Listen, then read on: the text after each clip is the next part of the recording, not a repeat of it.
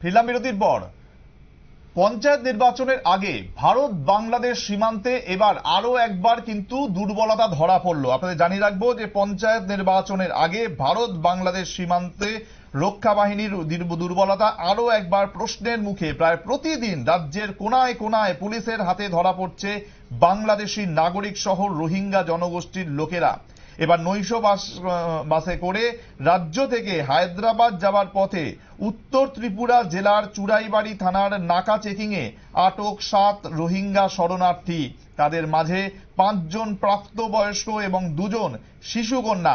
জানা গেছে 8 নম্বর অসম আগরতলা জাতীয় সড়কের ওপর চুড়াইবাড়ি থানার নাকা পয়েন্টে টহলরত পুলিশ কর্মীরা বৃহস্পতিবার সন্ধ্যায় একটি নৈশ বাসে তল্লাশি চালালে 2 জন পুরুষ এবং 3 জন মহিলার কথাবার্তায় সন্দেহ পায়।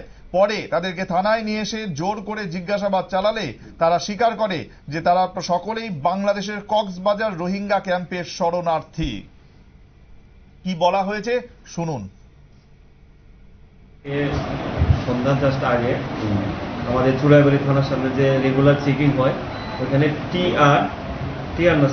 ML05T 8382 একটা বাস, যাত্রীবাহী বাস, ওটাতে চেকিং করার সময় এখানে 7 জন, ওরা টোটাল 7 জন ছিল। তার মধ্যে 3 জন মহিলা, 2 জন শিশু আর 2 জন পুরুষ। তাদেরকে দেখে পুলিশের সন্দেহ হয়। তারপর ওদেরকে জিজ্ঞাসাবাদ করে তারা বলে দেন তারা বাংলাদেশ থেকে এসেছে, ওরা হায়দ্রাবাদ যাবে।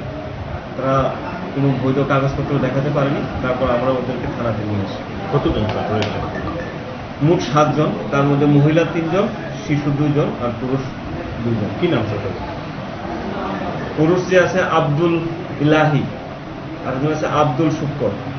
মহিলাদের নাম আছে রমিদা বেগম, রোজিনা বেগম আর সকিনা বেগম। শিশু 2 জন কি মেয়ে শিশু না ছেলে শিশু? মেয়ে শিশু, একজনের বাচ্চা। তারা কোথা থেকে এসছে স্যার? তারা আমাদের যে প্রিলিমিনারি ওদের যারা ইন্টারোগেশন করা হয়েছে ওরা বলেছে যে বাংলাদেশ কক্সবাজারে ওদের রোহিঙ্গা ক্যাম্প আছে, ওই ক্যাম্প থেকেই ওরা এসেছে। ওরা হায়দ্রাবাদে রোজগারের উদ্দেশ্যে যাচ্ছে। ওরা নাকি হায়দ্রাবাদে আরও একবার গিয়েছিল। তো পুরা আমাদের এখনো তদন্ত শুরু হয়েছে, বাকিটা তদন্তে চলে আসবে। তাদের আমরা এই ভারতীয় ন্যায় সংহিতা যে নতুন আইন হয়েছে ওই আইনে এবং ফরেন অ্যাক্ট এবং পাসপোর্ট অ্যাক্ট মিলে যত লিগ্যাল সেকশন আছে ওই সেকশন ওদের বিরুদ্ধে আমরা কেস নিয়েছি। কালকে ওদেরকে আমরা কোর্টে প্রেরণ করব। সুতরাং রাজ্য পুলিশ কিন্তু একেবারে কড়া দৃষ্টি রেখেছে এবং তাদের যখন সন্দেহ হয় তারা কিন্তু থানায় নিয়ে এসে তাদের জিজ্ঞাসাবাদ করে এবং জিজ্ঞাসাবাদ করার পরেই জানা যায় তারা প্রত্যেকেই কক্সবাজারের বা শরণার্থী ক্যাম্পে মানে রোহিঙ্গা শরণার্থী ক্যাম্পে ছিলেন এবং সেখান থেকে তারা যাচ্ছিলেন হায়দ্রাবাদে। এর আগেও তারা একবার গেছিলেন কিন্তু সেই সময় পার পেয়ে গেলেও এবার কিন্তু পুলিশের হাতে রীতিমতো ধরা পড়লেন এবং আরো কিছু জিজ্ঞাসাবাদ করার পর পুলিশ তাদের বিরুদ্ধে যা পদক্ষেপ করার করবে। নিচে আরো একটি ছোট্ট বিরতি, সঙ্গে থাকুন।